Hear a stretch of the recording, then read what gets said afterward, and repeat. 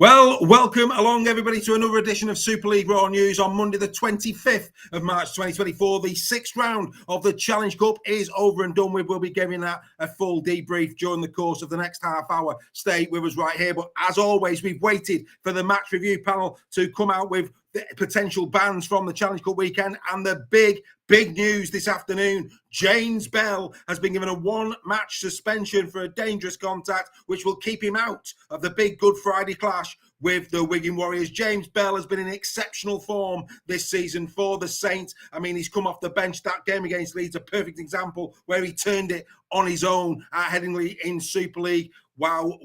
I'm sure we haven't heard the last of this. Will St. Helens appeal? It's hard to think they won't. Concerns over Lewis Dodd, of course, going into this as well.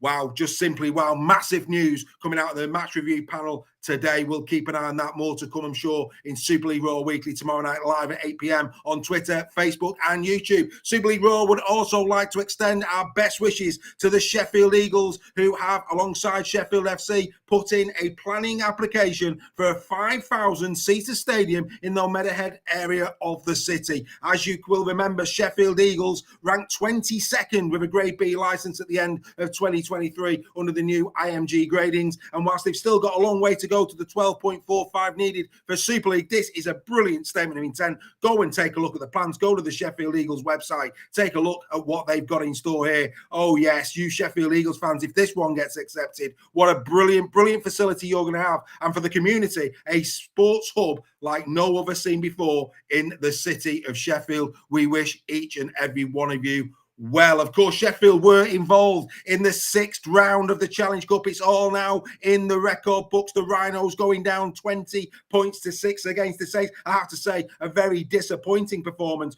from Leeds Rhinos. That I'm sure will be discussed tomorrow night as well. The Warriors eventually running out convincing winners against the Eagles 44-18. But let me tell you, Sheffield really did give that a good knock in the first half. Perhaps the fitness telling in the second half by Matt Pete's charges. Then, of course, the Robins beating the Red Devils 40 points to 0. Many people had this down as the tie of the round, and incredibly the Robins on the night nilling the Red Devils. Nobody saw that coming based on how well the Red Devils have been playing this year. A real quality performance that from Willie Peters' side. The Wolves beating the Broncos 42 points to 0 at the Halliwell Jones Stadium. Some really nice tries, one in particular from Josh Fuel. It's a lengthened field effort, really well worth watching. Go and take a look at the highlights on the Rugby Football League YouTube channel to have a look at that one. The Giants beating Hull FC 50 points to 6. More woes for Tony Smith and the Black and Whites there. Not the preparation that they needed going into this weekend's big derby game with Hull KR at the Sewell Group Craven Park. Then, of course, the Leopards beating the Rovers 26 points to 14 in a game that was nothing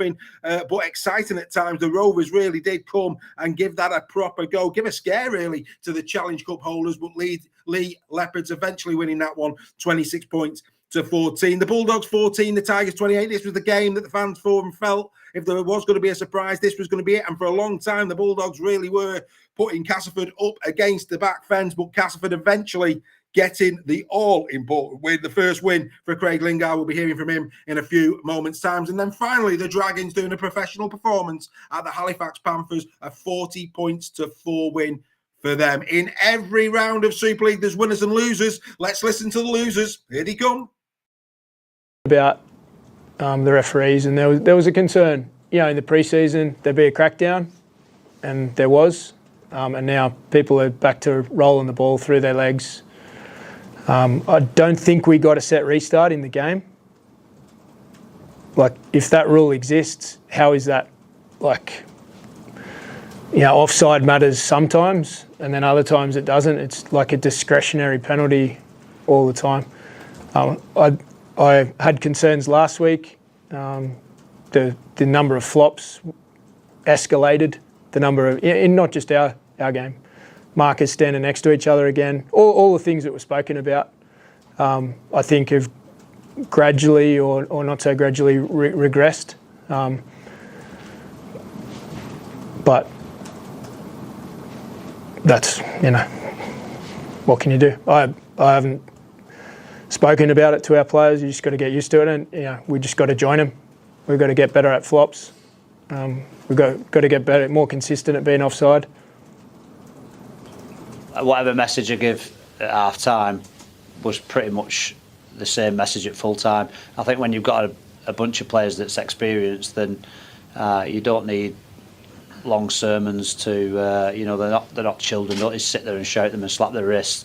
They'll do that themselves. We've got a good bunch of lads, so they'll regroup. We'll do what we always do. We'll review it honestly, and it'll be a tough watch, a tough couple of days. But we'll bounce back real quick. This happens. It's sport, like I said before. But the main thing is we're a good group of boys who are willing to work hard and put it right, and and the objectives and the fix-ups will be clear, because we've been in a good form. So we just need to get back to that form. Otherwise, any team any week can do that. That to anybody. So again, credit to OKR. Phenomenal. You work all week, and that happens. And listen, Kirshy's pretty embarrassed about it. I've got to laugh, otherwise I'll cry. You stood under your sticks. It's unbelievable. But we then go the next 9 sets and we break them. They error, and that's the character they showed there was fantastic. We just didn't quite get the scores to show for it. There's a couple. We left a couple of tries at there again. I seem to be saying that, and that's the difference as well with. Although it's not Super League game, it's a Super League standard game. The Walker one, the Bawafa one, the first half, they're normally tries, aren't they? Probably, but the extra effort defensively from them just prevented us from getting on the scoreboard. When you're a supporter, nobody cares. They just look at the scoreboard and they don't see what you're trying to build or what you're trying to work towards. Tony's, I was going to say, probably one of the best coaches, if not the best coach. And I know because he's mentored me when I was younger, so I've seen him firsthand of what he does and what his philosophies are. They take time to come through in a team. The way he plays a really attractive kind of style and likes to play with offloads and likes to move you around and test you, but that takes time to get the players to be able to be upskilled to play that level.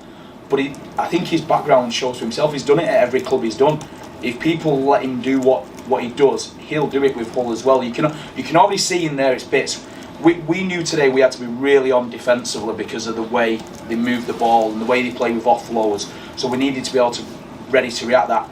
That's probably enough reflection of kind of Tony's style, and it is coming and it is there. And if they all stick, they're going to cause teams problems. We end with Ian Watson as we started with Ian Watson.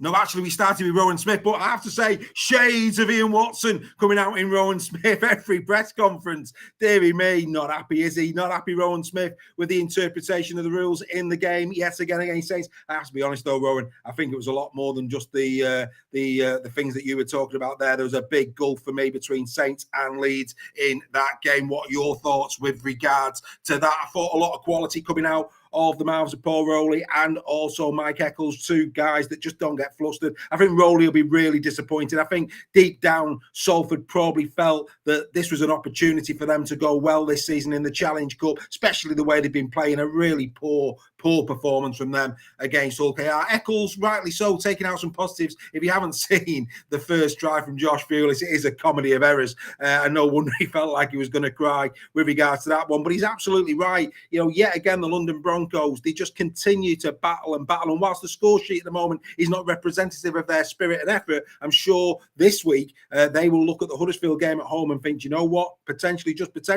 we could do something here. Because Huddersfield, they flatter to deceive, don't they? It's going to be very interesting to see what happens down there. And finally, of course, no real word out of Hull FC at this moment in time. Tony Smith not giving many press conferences this season, but Ian Watson felt it was appropriate that he came out and supported Tony Smith at the end of that game this weekend, and did so in a fine way indeed. But again, there was a lot of discontent in the ranks of the Hull FC supporters, and if things go wrong at the Seal Group Craven Park this coming weekend, again, pressure will probably mount on everybody associated with the upper management tier, including the chairman at Hull FC. That's going to be one to keep an eye on, isn't it? Unbelievable. Right, as I say, there's always going to be losers, but there's also going to be winners. Not an awful lot coming out of Wigan, but Matt Peake did say we were below our best, but I wouldn't take anything away from Sheffield. I think we'll move on pretty quick from that. A man of few words after his side's win over the Sheffield Eagles. Let's hear now from the others in the winning circle in the Challenge Cup 6th round. I've always said, like, we're going to be a defence-focused team first. That was, as soon as I walked through the doors, that was the number one improvement and priority for us is, like, when you defend well, more often than not, and you do come up with a few zeros during the year, you're going to put yourself in a position in the back end of the year. But it's more, again, going back to identity of, it says a lot about a team when they defend well, of what they're about and what their character are, what's inside them. So for us, it was a really, really strong performance on both sides of the ball, but no doubt the zero pleased everyone the most. It's a great competition. It's one that we've had a fair bit of success in our history, and we're determined to achieve that again this year. And, each round is a different challenge, and it's knockout football, so you have to adapt and you have to deal with those those challenges that come your way. But certainly it's getting to Wembley and lifting the Challenge Cup's always something that's on our radar. Yeah, no, I was happy with both Matty and Rhoda. Rhoda was probably a week underdone. We weren't planning on playing him this week, but we just felt it probably the best time to see what he could bring. So I was happy he got over and scored some points. The boys really love what he brings, so he's a great bloke to have around. And Matty Nick is very consistent himself, so good to see him back on the field. It's been a long couple of months for Matty Nick. It's a pretty frustrating injury, so I'm happy he's come through it. Yeah, I'll tell you now, two of them that he scored in the first half we don't score last year, or we don't score this year without at Swifty.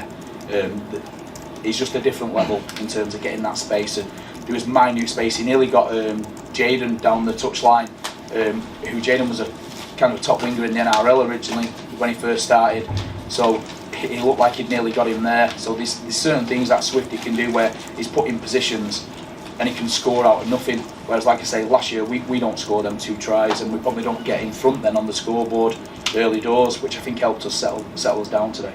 Yeah, pretty tough, but which was what we expected, So we paid them the respect that they deserved during the week. But I don't think we nailed our performance today. So a bit frustrated watching that. Just again a few too many mistakes, which is completely different than what we did last week. So it's one of those things that we've got to get consistent as a group, and once we nail that down, the consistent performances will follow as well. Winners into the next round and your first win, a competitive win as head coach. Just sum up your feelings after that one. Pleased as in general. Pleased that we've got the victory. I thought it was a scrappy performance. I thought it was a typical cup tie, and we were never ever going to come here and score 40 or 50 points and win the tie easy with the conditions as they were, the hill as it is, and the ground as it is, and a decent championship side. And I guess we've been a little bit low on confidence having not won this season. It was a typical cup tie. I guess the resilience to show, the grit and determination to get a scruffy victory. Sometimes they're the better ones rather than it being a polished performance and winning by 40 or 50 points. So to come through the other side in a tight contest like that, I think it'll do us a world of good. 14 apiece going into the break. What did you say to the lads at half time? I'm just frustrated because we'd prepped against Batley, and we knew that when they got into our good ball areas, that they were going to play through, come on inside shoulders, and nines were going to scoop from dummy half and try to nick a try. So we prepped for that all week. So it was really frustrating that the 2 tries that we scored, I thought they were really soft. So we'd worked on that all week, and we'd sort of prepped for that. So that was really, really frustrating and disappointing. I thought we conceded too many offloads and tackles, 3, tackle 4, to give them too much easy field position as well. So just little things that we just needed to work on at half time. But we also said let's not think we've got the game won just because we're playing down on this second half, because this hill can do strange things to you.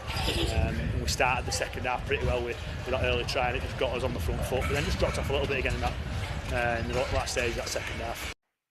So there you go. Yet again, Super League Raw doing the legwork for you. That's what the news is all about. Doing the legwork on social media channels, getting the best news stories to you every Monday and Thursday. Of course, the debrief from the weekend. Then, of course, the preview to the weekend still to come. All of those interviews available in full. Go and subscribe to your club's TV channels. That's where you'll get all the press conferences uninterrupted in full. Well worth your doing. We're great, of course, advocates of that. Going through those, Willie Peters, Sam Burgess, delighted with the zeros, I'm sure. Roderick Ty making a really impressive debut for Warrington, albeit a couple of weeks maybe early than expected for Roderick Ty. I agree with Paul Wellens. The Challenge Cup should be celebrated. Yes, attendances were down, but what can we do about it? In our Facebook pages today, we've asked you, the fans, the question. Go over there, get your two penneth. What can we do to re-galvanise round number 6? We know the quarterfinals, the semi-finals, and the final will be well represented. The longer the competition goes, the better the attendances come. Round 6, though, it is proving to be very difficult to get people through the turnstiles. But rather than condemn, rather than talk it down, we need to talk it up. The Challenge Cup is still one of the greatest pieces of silverware in sport in the UK. It's one of the oldest trophies as well. Nobody forgets going to Wembley for the first time for their Challenge Cup final. Let's get behind it. Get in the chat. Give us your ideas. We've got a big job on, folks. We need to really breathe life into this fantastic competition as we go through this season, and especially in round 6 next year. Make sure you contribute to that. Right, of course, tonight will mean the quarter-final draw, unbelievably. It's on Radio 5 Live at 8:45 p.m. this evening. Two dart enthusiasts, it's Joe Cullen and Michael Smith, who will be doing the honours. They'll be drawing the balls this evening. If you want to catch that, you can, of course, get Radio 5 Live on DAB Radio 909 and 693 on AM Radio. Freeview channel 705, Sky channels 0105, and Virgin Media 905. That's where you'll be able to listen to the Challenge Cup quarter-final draw. There you can see the 8 Super League sides that remain. And when you look at those names, the chances are there's going to be one hell of a game in that quarter-final. Which one is it going to be? Which two teams with big sides are going to be drawn against each other? I would expect it's going to be a very interesting draw indeed this evening. And of course, we will talk about that in Super League Raw Weekly tomorrow night live, 8 p.m. As always, on Twitter, Facebook and YouTube. Come and join us every single Tuesday live, 8 p.m. for the greatest Super League magazine show that you can find online, because our magazine show has passion, has drive, has a little bit of energy and tone, and it wouldn't be better. Well, we just need you to come and watch it, quite frankly. You make it what it is. Come and get your shout-outs. Make sure you're with us there tomorrow. So anyway, yes, we're going to go back to Super League. It wouldn't be the news on a Monday if we didn't look at some tries. So let's take a look at some of the best tries from rounds 1 to 5 thus far.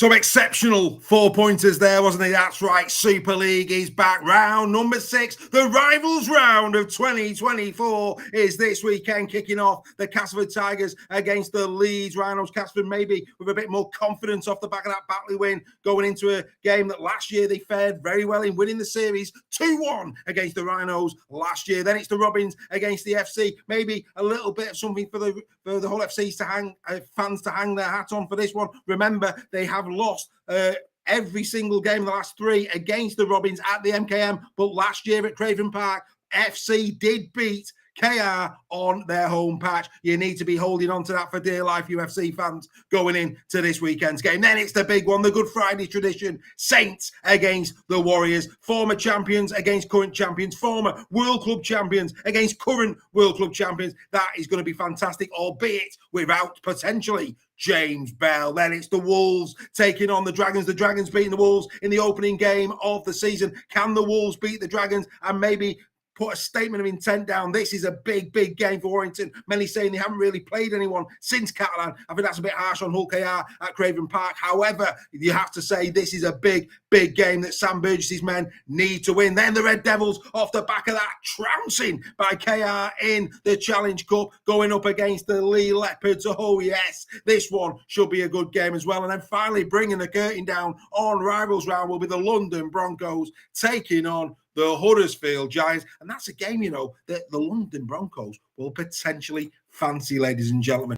Right, look, here it comes again. Super League Raw membership, it is open for less than a latte a month. Less than a latte a month. Come on, folks, it's worth that. What do you get for a Super League Raw entry membership of $2.99 a month? You get, you know, to support what we are doing. We bring you a magazine show like no other, 8 o'clock live every Tuesday. Oh, you just can't beat a bit weekly, can you? You get the Final Whistle podcast. You get Game of the Week. You get Tries of the Week, Team of the Week. Oh, you get In the Sheds. You get it all. We need your support for less than a latte a month. It's got to be worth that.